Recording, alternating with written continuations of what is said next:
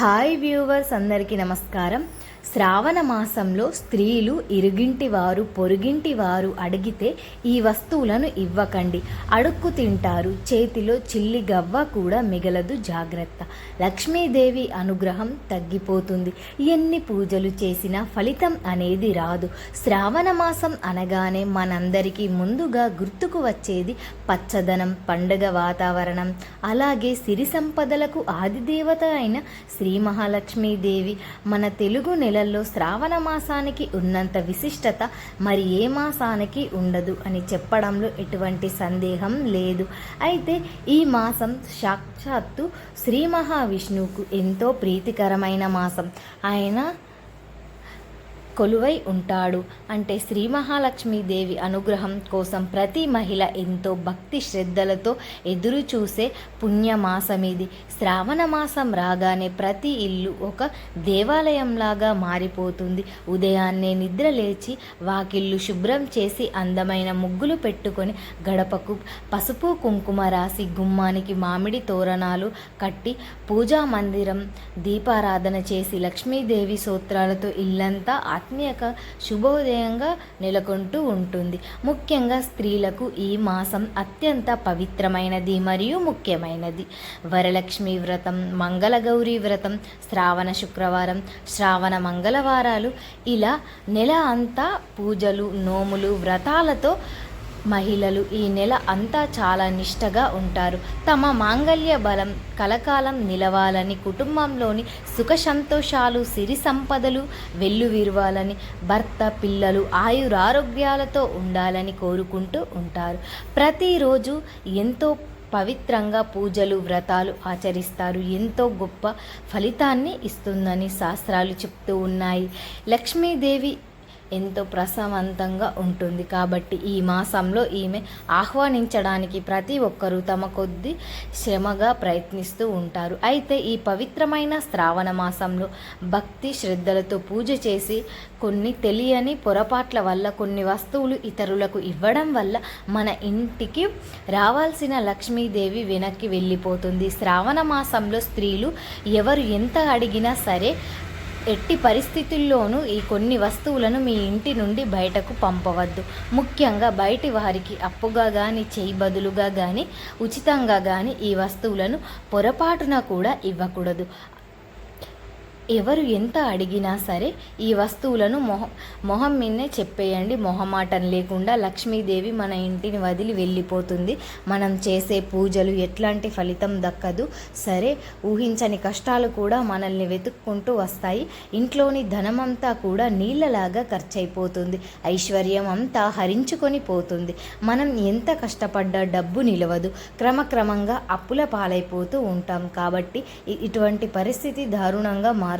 కాబట్టి అంటే చేతిలో చిల్లి గవ్వ కూడా లేక తినడానికి తిండి కూడా ఉండక అడుక్కునే స్టేజ్కి వెళ్తాం. అందులో ఆశ్చర్యపోవాల్సిన అవసరం కూడా ఏమాత్రం లేదని మన పెద్దలు చెప్తూ ఉన్నారు. ఎందుకంటే కొన్ని వస్తువులు సాక్షాత్తు లక్ష్మీ స్వరూపాలు. మరికొన్ని వస్తువులు మన ఇంటి అదృష్టాన్ని, శ్రేయస్సును నియంత్రించే వాటిని ఈ మాసంలో దానం చేసిన, అప్పుగా ఇచ్చిన మన అదృష్టాన్ని మనమే ఇతరులకు చేతులారా రాసి ఇచ్చినట్లు అవుతుంది. అందుకే ముఖ్యంగా ఆడవాళ్ళు ఈ విషయాలను తప్పనిసరిగా గుర్తుంచుకోవాలి.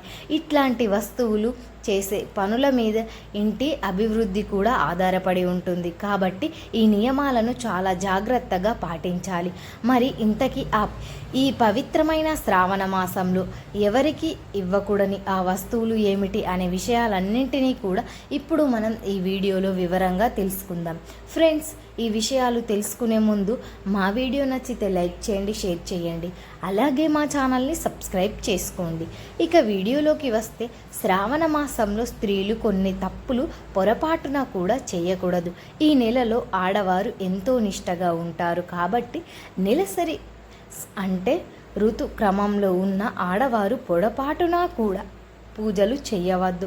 ఈ సమయంలో గుళ్ళకి వెళ్ళడం కానీ, వాయినాలు తీసుకోవడం కానీ, దేవుడి పటాలు తాకడం లాంటివి చేయవద్దు. అలాగే ఈ నెల రోజుల పాటు ఆహార నియమాలు కూడా చాలా ముఖ్యం. అయితే ముఖ్యంగా శ్రావణ మాసంలో పొట్లకాయ కూర, తోటకూర, పొరపాటున కూడా తినకూడదు అని శాస్త్రాలు చెప్తూ ఉన్నాయి. ఇవి తినడం వల్ల ఆత్మీయంగా శక్తి తగ్గుతుంది, ఇక ఆటంకాలు కలుగుతాయి, కాబట్టి ఇది తినకూడదు.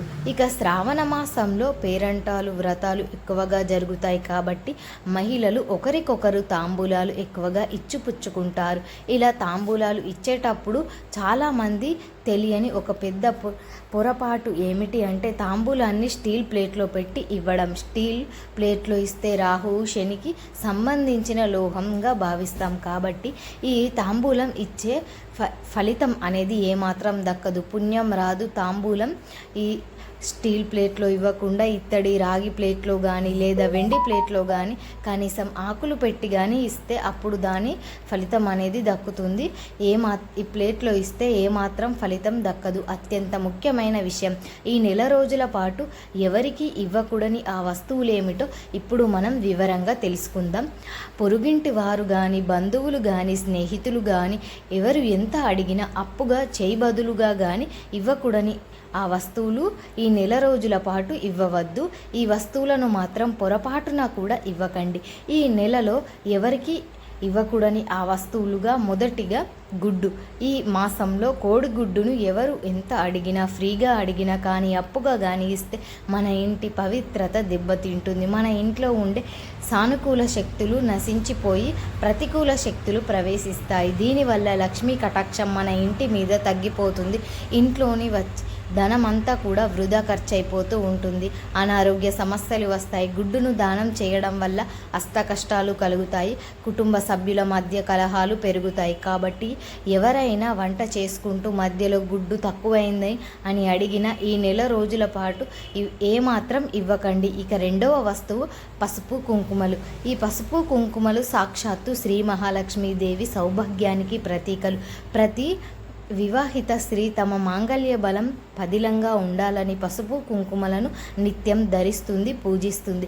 ఈ శ్రావణ మాసంలో ఎవరైనా ముత్తైదువులు ఇంటికి వచ్చి తాంబూలం రూపంలో రవిక గుడ్డ, పూలు, పండ్లు, ఆకువక్క పెట్టి ఇస్తే బొట్టు పెట్టి ఇవ్వవచ్చు.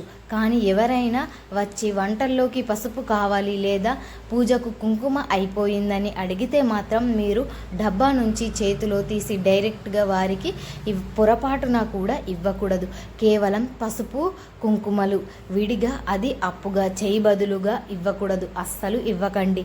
ఇలా చేస్తే మీ ఇంట్లో ఉండే సౌభాగ్యాన్ని లక్ష్మీదేవి మీ చేతులారా మీరే ఇచ్చేసినట్లు అవుతుంది. కాబట్టి లక్ష్మీదేవి విపరీతమైన కోపం వస్తుంది. ఆమె వెంటనే మీ ఇంటిని విడిచి వెళ్ళిపోతుంది. ఇంట్లో అశాంతి నెలకొంటుంది. కాబట్టి పసుపు కుంకుమలు విషయంలో శ్రావణ మాసంలో అలాగే చాలా జాగ్రత్తగా ఉండాలి. ఇక మూడవ వస్తువు నీటి కుండ. నీళ్లు అనేవి పంచభూతాలలో ఒకటి, ప్రాణదాయువైనది, అలాగే లక్ష్మీదేవి స్వరూపం. ఎవరైనా దాహం ఉందని అడిగితే దాహం తీర్చవచ్చు, అలా చాలా గొప్ప పుణ్యం. కానీ ఎవరైనా వచ్చి ఒక బిందె నీళ్లు ఇవ్వు లేదా ఒక కుండ నీళ్లు ఇవ్వు, తీసుకొని పోతాము, అప్పుగా ఇస్తాము మళ్ళీ అని అడుగుతారు కదా, అయితే మాత్రం ఇవ్వకూడదు. మీ ఇంట్లో నిండుగా ఉన్న నీటిని వేరొకరికి ఇస్తే మన ఇంట్లోని ధనలక్ష్మి కూడా అలాగే నీళ్ళలాగా కరిగిపోతూ ఉంటుంది. నీటిని వృధా చేయడం కానీ నిండు కుండను ఇతరులకు అప్పుగా ఇవ్వడం కానివి చేస్తే ఇంట్లో ధనం నిలవదు. కాబట్టి ఈ శ్రావణ మాసంలో ఎవరు ఎంత అడిగినా ఈ వస్తువులను ఎవరికి ఇవ్వకండి.